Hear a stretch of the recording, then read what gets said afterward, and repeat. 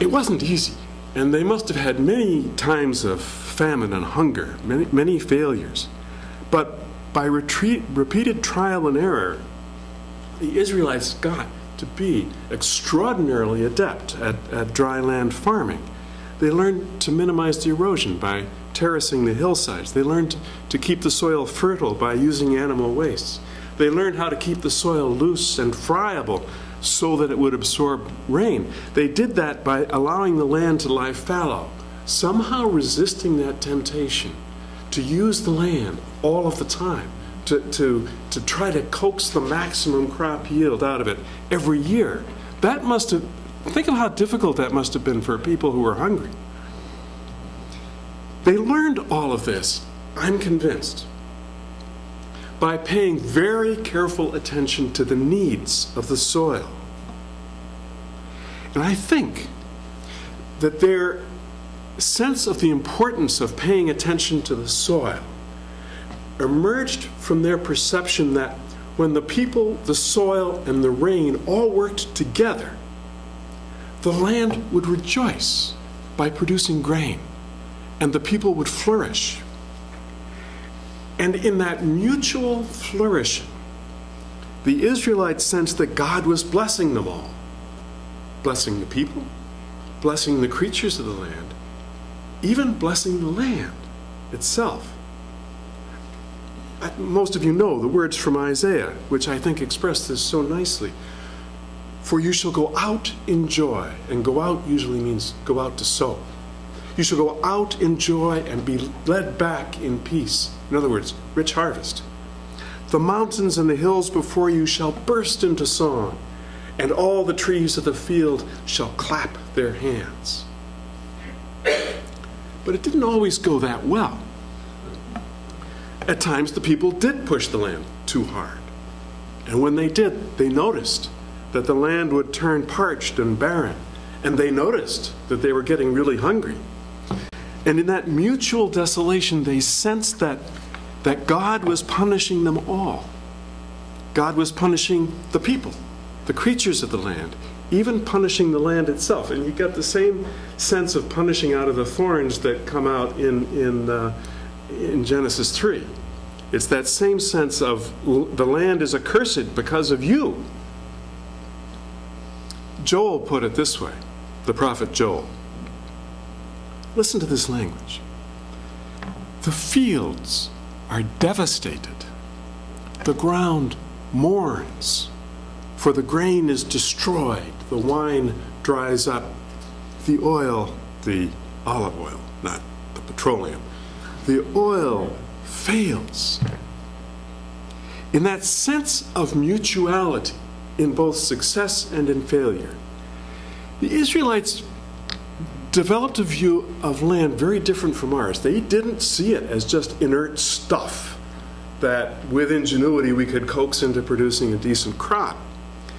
They began to see land as their partner in a mutual effort to flourish, which gets at the whole idea of citizen, of the global system, that we need to be a citizen with them.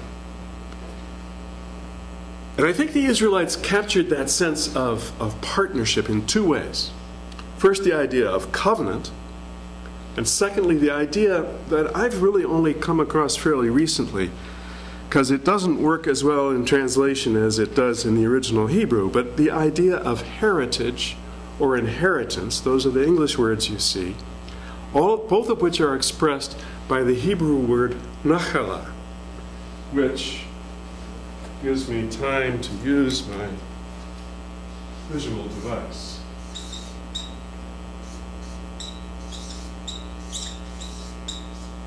I won't do it in Hebrew. Nachala. And I'm going to discuss the two in that order. Covenant, obviously, was and is central to the whole Jewish tradition. And of course, there were several covenants, each responding to Israel's experience at a particular time in its history.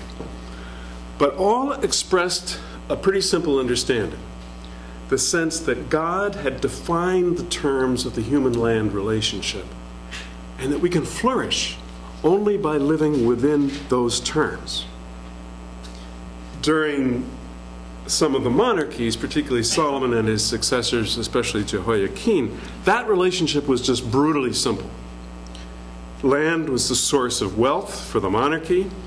The land all belonged to the king, and therefore all of the wealth and the power derived from the land had to flow to the king just to support the monarchy. That did work for a while. It worked moderately well, one could say, under David. But eventually the leaders got greedy.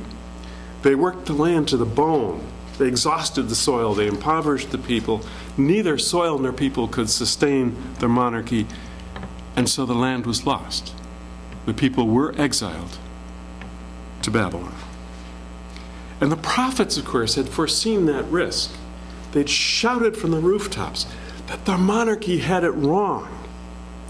They insisted, the prophets insisted, that justice was the heart of the covenant, and that the blessings of the land were to sustain all people, and not just all people, all creatures, not just the politically powerful.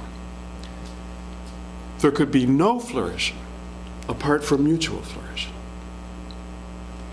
And that insight is captured, for example, by the agricultural laws, in which mandate that the crops growing at the edges of the field were not to be harvested. Again, how do you resist that temptation? You got this field of corn out there, and you're told you can't harvest the outer 10 rows. The point, of course, was to provide food for the poor. It's an early form of social justice. But the Israelites went even further. They understood that justice had to extend beyond the human community, that the land itself had to be treated in some sense justly. So they instituted the sabbatical laws that mandate that the land is to be allowed to rest every 7 years, to lie fallow, which is an early form of environmental justice. And that need to extend justice to the land, that sense of covenantal connectedness to the land, somehow for me links covenant to the idea of the notions, the insights of ecology, which of course mandates a mutualism of a very different source. Just for a moment, you all know this, but just to show you what I'm thinking of here. Earth has only a finite amount of the nutrients that are needed for life, and life has been flourishing on Earth for going on 4 billion years, and it's done that only by sharing those nutrients. The food chain is the most obvious example of the sharing. There are many others. As we all know, carbon and nutrients move up the food chain from plants to herbivores and then to one or more levels of carnivores. But most of us forget that the food chain doesn't stop with the top carnivore. My own forests, I don't know what the situation is here, but my own forests in the mid-Atlantic region produce about 2 tons of litter per acre every year. And all of that stuff contains the nutrients that are needed for life. And if it's just allowed to accumulate there, life would screech to a halt in no time, speaking as a geologist. So the problem is, how do you get that stuff out? And of course, there are lots of organisms living in the soil that do that. That's their function, but it's also their way of living. It's their way of being. Microorganisms, fungi, bacteria consume all of that dead organic material and convert it back into a form that the plants can utilize. And they keep the system going. They're absolutely as important a part of the functioning of the ecosystem as the top carnivore.